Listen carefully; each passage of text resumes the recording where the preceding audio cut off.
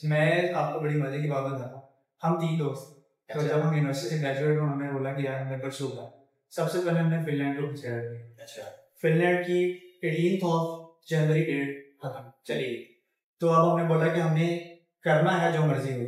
तो ऑस्ट्रेलिया वाले से आपको कहाँ से पता चला? थ्रू सोशल मीडिया या आपको कोई रेफरेंस की बेस पे वहाँ पे गया है? और अगर आपको मौका मिले इन तीनों कंट्रीज में या और बहुत सारी कंट्रीज पे इंक्लूड करते हुए ऑस्ट्रेलिया के साथ, तो क्या आप दोबारा अपना ऑस्ट्रेलिया पर स्टार्ट कर पाओगे या फिर आप किसी और कंट्री को चूज करोगे? हम कंसिडर कर रहे थे कम बजट ठीक। तो बताया किसी ने कि ऑस्ट्रिया कंसिडर कर सकते हैं। हमने बल्कि WSL की वीडियो देखी। अब हमने जब देखा कि कंट्रीज कौन कौन से यूरोप में, तो हमने WSL की वीडियो देखी और हम 3 दोस्त हैं आ गए। इन्होंने हमें गाइड किया जिसमें टाइमलाइन है थोड़ी सी इसकी 1 साल, लेकिन यह है कि आपका एक्सपेंस सेंटर 1 मिलियन। तो हमने प्रोसेस स्टार्ट कर दिया। अब जब प्रोसेस स्टार्ट कर दिया तो मल्टीपल और भी ऑप्शन थी जिनको हम कंसिडर कर सकते थे, लेकिन ऑस्ट्रिया एक ऐसी ऑप्शन थी जिसको हम असल में हम स्टूडेंट से तो हम चाहते थे कि हमारे जो पेरेंट्स हैं उनके एक्सपेंस काम लगे और हम खुद से चीजों को मैनेज करें, और अल्हम्दुलिल्लाह ऐसा किया भी। और यूके का भी अब वो मेरे दोनों दोस्त यूके हैं। अच्छा। वो जनवरी इंटेक में चले गए। इशू ये था वो कहते थे कि यार अभी हमारे पास डॉक्यूमेंट्स लीगलाइज नहीं है, हमने इसी इंटेक में पाया जाना है, हमारे पास होगा, हम वेट नहीं कर सकते।